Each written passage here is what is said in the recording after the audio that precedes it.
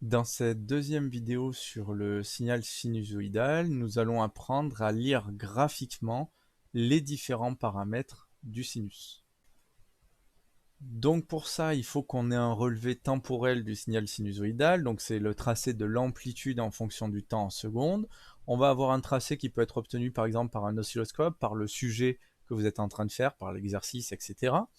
Et on va pouvoir lire les différents paramètres. Donc déjà, on va pouvoir lire la période. La période, c'est le temps que met le signal pour revenir à la même valeur. Donc attention, ici, si je prends le point bas, c'est assez facile parce que c'est le point bas suivant ou précédent. Par contre, si je prends un point en plein milieu, il faut que ce soit la même valeur dans le même sens de variation. Donc ici, c'est cette valeur-là quand le signal est en train de monter. Donc je ne vais pas prendre celle-ci, je vais prendre la suivante où le signal passe par la même valeur en montant, ou la précédente où le signal passe par la même valeur en montant. De la même façon, ici, quand je passe par 0, je ne vais pas prendre ce 0-là, je vais prendre le suivant où le signal est en train de monter. De la même façon, on peut l'avoir entre les deux pics d'en haut. Donc ça, c'est la période qui est en secondes, et on peut en déduire deux paramètres. Tout d'abord, on peut déduire la fréquence en Hertz. Donc la fréquence en Hertz, c'est F égale 1 sur T. C'est le nombre de fois où le signal varie par seconde. On peut aussi en déduire la pulsation en radians par seconde, oméga, qui est donné par oméga égale 2pi sur grand T. C'est la rotation de l'angle par seconde. Une fois qu'on a fait ça, on peut relever d'autres éléments. Le deuxième élément, c'est l'amplitude. Donc on notera S chapeau, c'est entre le 0 et le pic maximum. Donc S chapeau, l'amplitude qui est souvent donnée par exemple en volts pour des tensions, en ampères pour des courants, etc., etc.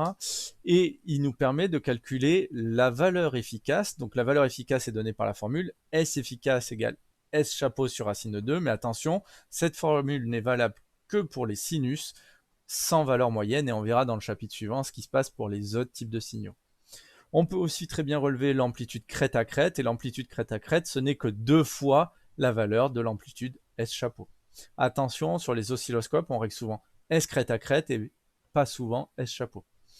Enfin, on peut relever le temps à l'origine. Alors le temps à l'origine, c'est le temps de la phase à l'origine. C'est finalement le décalage du signal par rapport à un sinus qui n'aurait pas de décalage dans le temps ou en phase.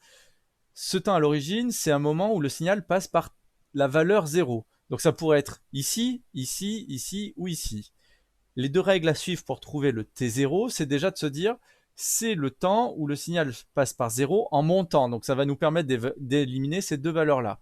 Et ensuite, par convention, on prendra toujours le temps qui est le plus proche de l'axe des ordonnées. Donc ici, on ne prendra pas celui-ci, on prendra l'autre. Donc ce temps-là, ce sera le temps T0 qu'on relèvera en secondes. Ici, on relèvera un temps négatif, vu qu'on est à gauche de l'axe.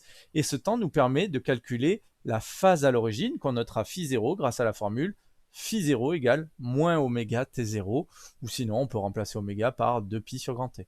Donc on aura moins 2pi sur grand T, T0.